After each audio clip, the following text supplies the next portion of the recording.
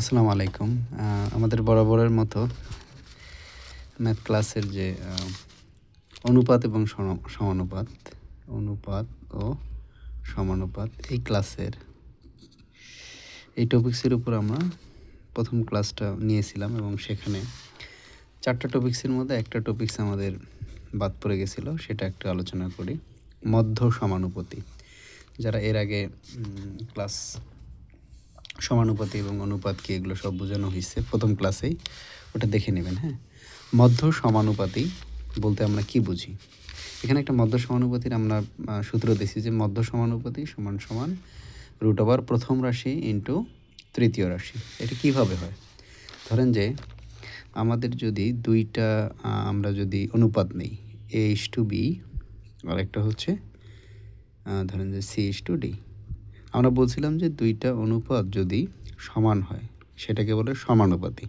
কি বলে? সমানুপাতি। এখন এই যে মধ্যগুলো যদি সমান হয়, অর্থাৎ প্রথমটার দ্বিতীয় অনুপাত এবং দ্বিতীয়টার প্রথম অনুপাত, এই দুটো যদি ইকুয়াল হয় তাহলে সেটাকে বলা হচ্ছে মধ্য সমানুপাতি।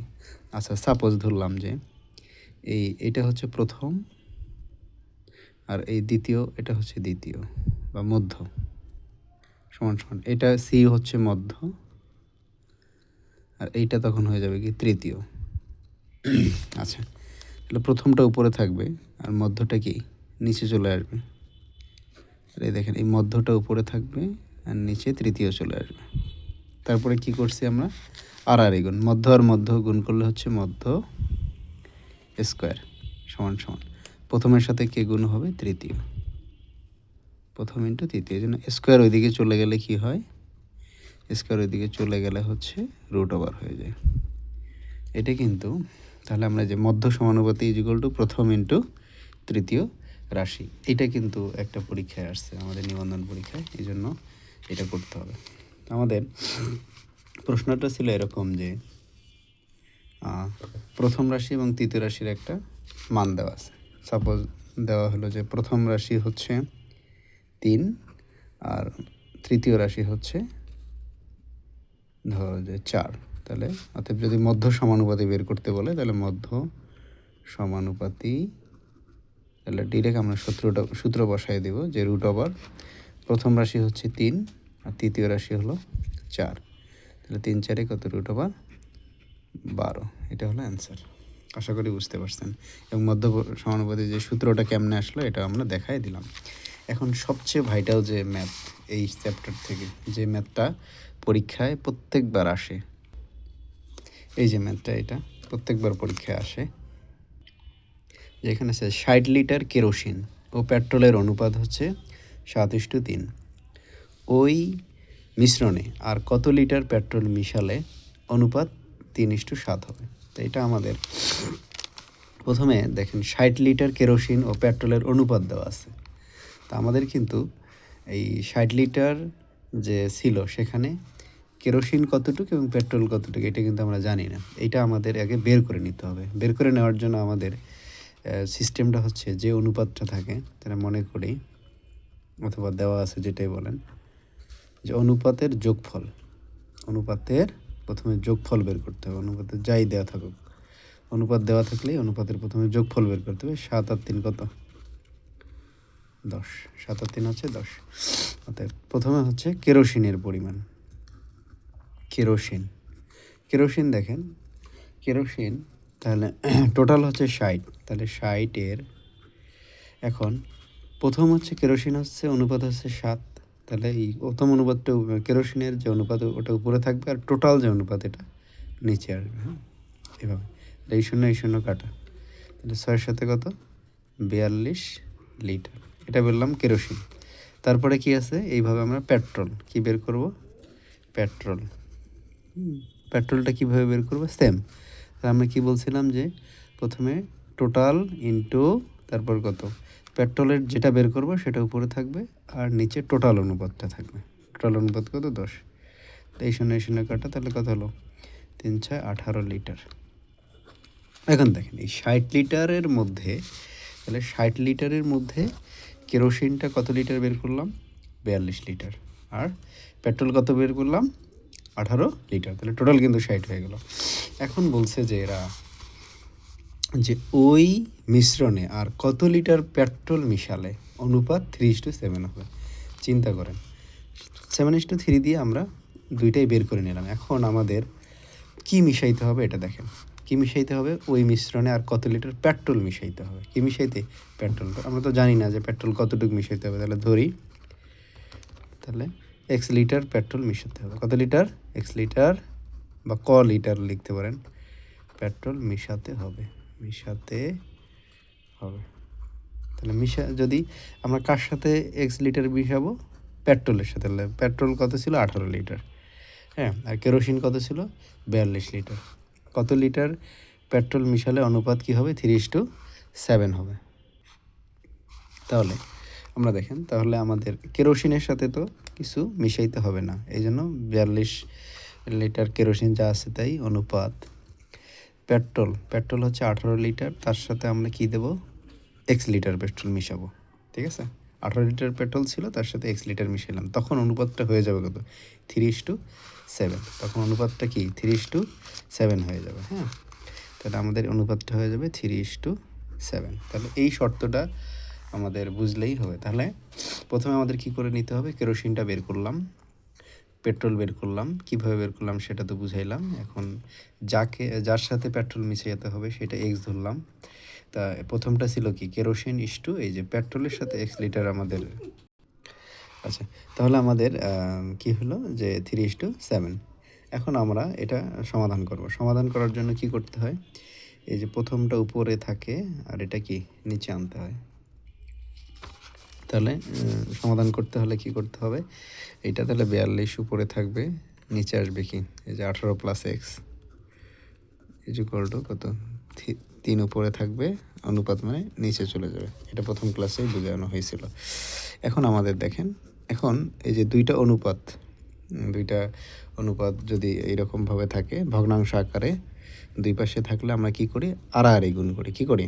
আড়াআড়ি গুণ করি। তাহলে 18 প্লাস এক্স এটার সাথে 3 গুণ হবে, তাহলে 3 into 18 plus x is equal to 42-এর সাথে কী গুণ হবে? 7। ঠিক আছে, এখন আমাদের এটাকে যদি আমরা করি তাহলে দেখেন, তাহলে এইদিকে আমাদের 18 প্লাস এক্স রাখতে হবে, কারণ এক্সের ভ্যালু এত নির্ণয় করতে হলে। তাহলে 3 18 কত হয়? 3 দিয়ে যদি আমরা 18কে গুণ করি, 3 8 24, 4 হাতে 2, 3 18 54, 3x 3x, তাহলে কত হলো? 42 ইন্টু 7। আচ্ছা, তাহলে 54 প্লাস 3x এদিকে গুণ করি আমরা, 7 × 14, 4 হাতে 1, 4 7 28 আর 1 29, 294। তাহলে 3x সমান সমান, এটা প্লাস অবস্থা, এই পাশে যদি নিয়ে যাই তাহলে কি হয়ে যায়? মাইনাস। তাহলে 54 যদি আমরা মাইনাস করি কত হয়? 3x সমান সমান, তাহলে 4 থেকে 4 গেলে 0, 9 থেকে 5 গেলে হচ্ছে 4, 2 240। তাহলে এক্স ইজ ইকুয়াল টু কী হবে? যে এটা গুণ অবস্থায় দিয়ে গেলে কি হয়? ভাগ হয়ে যাবে। হ্যাঁ, তাহলে 3 8 24 80। তাহলে এক্স ইজ ইকুয়াল টু কত হলো? 80 লিটার। তাহলে আমাদের এটাই হলো। তাহলে এক্স আমরা কি ধরলাম? যে এক্স লিটার পেট্রোল মিশাতে হবে। তাহলে অতএব পেট্রোল কতটুকু মিশাতে হবে? 80 লিটার পেট্রোল মিশাতে হবে। তাহলে এই নিয়মে আমরা হচ্ছে বাকিগুলা, তাহলে প্রথমে আবার দেখি ম্যাথটা কী করলাম। প্রথমে হচ্ছে অনুপাতের যোগফল করতে হবে, করার পরে কেরোসিনটা বের করে নিছি, তারপরে পেট্রোল বের করে নিলাম, নেওয়ার পরে এক্স লিটার পেট্রোল মিশাতে হবে, তারপরে 42 তো ছিল কেরোসিনের অনুপাত ইস্টু কেরোসিনের পরিমাণ, তাহলে ইস্টু 18 প্লাস এক্স, মানে কি যে পেট্রোলের সাথে যে 18 মিশাইতে হবে, প্লাস করতে হবে, কারণ এক্স লিটার মিশাবো, তখন অনুপাতটা হয়ে যাবে 3:7 অনুপাতটা। তারপরে আমরা এই ক্যালকুলেশনটা তো দেখাই দিলাম যে কীভাবে করতে হবে। হ্যাঁ, তাহলে 80 লিটার পেট্রোল আমাদের মিশাতে হবে। তো এই ধরনের অনেক ম্যাথ, কত যে মানে ম্যাথ আসছে পরীক্ষায়, আপনারা একটু দেখলেই বুঝতে পারবেন। আমার কাছে যে বইটা আছে সেইখানে যদি আমি দেখাই, আমি মূলত সলভ করলাম এই প্রশ্নটা, 39 নম্বর। তো এখন একটা হিউজ পরিমাণে এই যে প্র্যাকটিস ম্যাথগুলো আসছে, যে 30 লিটার মিশ্রণে অ্যাসিড ও পানির অনুপাত এত হলে কত হবে, 35 লিটার অকটেন, আপনাদের কাছে যার যে বইটা আছে সেই বই থেকে সলভ করতে পারেন। সবচেয়ে পরীক্ষা বেশি আসে যে একটি সোনার গহনার ওজন 16 গ্রাম, সোনা ও তামার অনুপাত কত, কী পরিমাণ সোনা মেশালে এতটুকু 4:1 হবে। তাহলে আপনারা সবাই এখান থেকেও করে নিতে পারেন, অথবা আপনারা যে কোনো একটা বই থেকে সলভ করে নিতে পারেন। এখন হচ্ছে আমাদের আরেক ধরনের অনুপাত আমাদের আসে ম্যাথ, যে A:B = দেন 4:7, এটা একটা BCS আসছে। B:C = 5:6। তারপরে হচ্ছে এটা দেওয়া আছে, আমাদের বললে যে A:B:C নির্ণয় করো, এটা তো আমাদের দুইটা অনুপাত দেওয়া থাকবে, যে A:B হচ্ছে 4:7, B:C হচ্ছে 5:6। তাহলে A:B:C নির্ণয় করো, তখন আমরা কীভাবে করবো? তো এটা নিয়মটা হচ্ছে আপনারা এইভাবে করবেন, সোজা হয়ে যায়। A:B এটা লিখবেন হচ্ছে 4:7, লেখার পরে B:C = 5:6, এইভাবে লিখে এখানে একটা সমান চিহ্ন দেবেন। দেওয়ার পরে আপনারা দেখবেন যে এই দুইটা মিল আছে কিনা, সব সময় এই দুইটা রাশি মিল আছে কিনা, এখানেও বি এখানেও বি, এইটা কি থাকে থাকুক এটা দেখার বিষয় না, বিষয় হচ্ছে এই দুইটা মিল না থাকলে মিল করে নিতে হবে। হ্যাঁ, যখন B:B আছে তখন আমাদের এটার সূত্রটা হচ্ছে যে এই যে প্রথম যে অনুপাতটা আছে সেটাকে দ্বিতীয়টার প্রথমটা দ্বারা গুণ দেবেন দুইটাকে, তাহলে 4:7, তাহলে 4-এর সাথে এই যে দ্বিতীয়টার প্রথম কি আছে 5, তাহলে এটা আমরা গুণ দেব 7:5 গুণ। তারপরে দ্বিতীয়টা যখন লিখব, দ্বিতীয়টাকে এই যে প্রথমটার দ্বিতীয়টা দ্বারা গুণ দিতে হবে, তাহলে 5 × 7 6 × 7, তাহলে কত হলো দেখেন তো, 4×5 = 20, 5×7 = 35, তারপর 5×7 = 35, 6×7 কত 42। এখন দেখেন এই যে 35 কিন্তু মিলে গেছে, এই দেখেন বিবি মিলে গেছে, এই জন্য বলছি যে এখানে কিন্তু সেম থাকা লাগবে, ঠিক আছে। এখন কথা হচ্ছে যে তাহলে আমাদের এই যে তাই এইখানে কি বিবি আসলো সেম, এখানেও কিন্তু 35 সেম আসছে, তাহলে আমরা লিখতে পারবো A:B:C = তাহলে এ কত আসলো 20, আচ্ছা। তারপরে বি কত আসলো, বি হচ্ছে 35 একটা লিখবো, আর সি কত আসলো 42, তাহলে এই যে A:B:C কত হলো 20:35:42।